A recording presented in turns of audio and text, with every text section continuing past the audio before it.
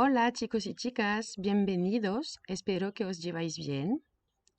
Aujourd'hui, notre nouvelle leçon sera sur les verbes à diphtongue. Alors tout d'abord, qu'est-ce que c'est qu'un verbe à diphtongue?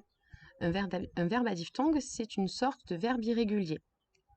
On y trouvera une modification orthographique du radical du verbe lorsqu'on le conjugue. Je vous rappelle ce qu'est un radical.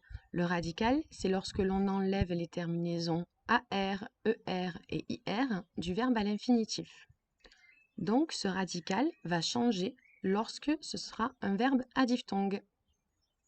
Plus précisément, un verbe à diphtongue, c'est lorsque la lettre E devient YE, ou la lettre O devient WE, ou bien la lettre OU devient WE.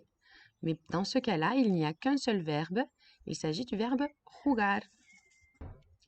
Ojo, attention. Un verbe ne diphtongue qu'aux 3 premières personnes du singulier et à la 3e personne du pluriel. Ça veut dire que le radical restera le même pour la 1re et 2e personne du pluriel. Nous allons voir quelques exemples. Tout d'abord, lorsque la lettre E devient YE. Nous avons le verbe pensar. Pensar est un verbe qui diphtongue. Donc cela va donner pienso, piensas, piensa, pensamos, pensáis, piensan. Pensar est un verbe en AR. Donc on a enlevé la terminaison AR pour y ajouter les terminaisons qui correspondent au verbe en AR. Les terminaisons du présent de l'indicatif ne changent pas. Mais le radical pens, les 4 premières lettres du verbe pensar, a changé pour les 3 premières personnes du singulier et la dernière personne du pluriel. Nous avons remplacé le E par IE. Pienso. Mais attention, il ne diphtongue pas à la première personne du pluriel et à la 2e personne du pluriel. Nous avons gardé le E. Autre exemple, entender, qui veut dire comprendre. Entender est un verbe en ER. Donc, on garde les terminaisons du présent de l'indicatif des verbes en ER. Par contre, dans le radical, nous avons 2 E. Alors c'est très simple, il suffit de choisir le dernier E du radical. C'est celui-ci qui va diphtonguer. Entiendo, entiendes, entiende, entendemos, ça ne diphtongue pas. Entendéis, ça ne diphtongue pas non plus. Entienden. Encore un nouvel exemple, cette fois-ci avec un verbe en IR. Donc on va garder les terminaisons des verbes en IR. Il y a encore 2 E. On va choisir le dernier, ce sera celui-ci qui va diphtonguer.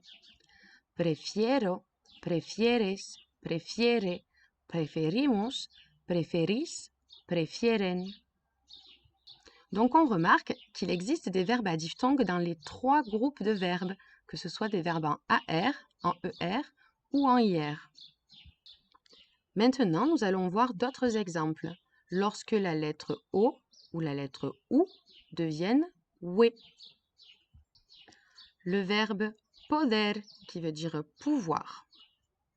C'est un verbe en ER, donc on garde les terminaisons des verbes en ER. Et le O du radical va devenir WE aux 3 premières personnes du singulier et à la dernière personne du pluriel. Puedo, puedes, puede. Podemos, là on ne change pas. Podéis, on ne change pas non plus. Y pueden.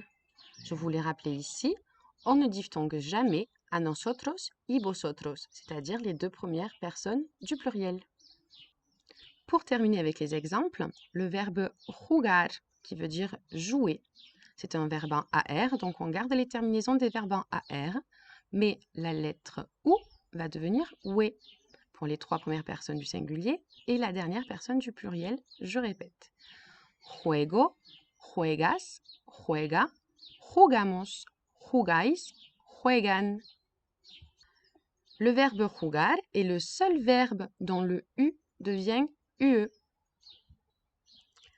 Et voilà, c'est terminé pour la leçon d'aujourd'hui. Donc, vous pouvez désormais faire vos exercices. Je vous les ai envoyés avec cette leçon. Bonne journée à vous et à bientôt, j'espère. Gracias, hasta luego.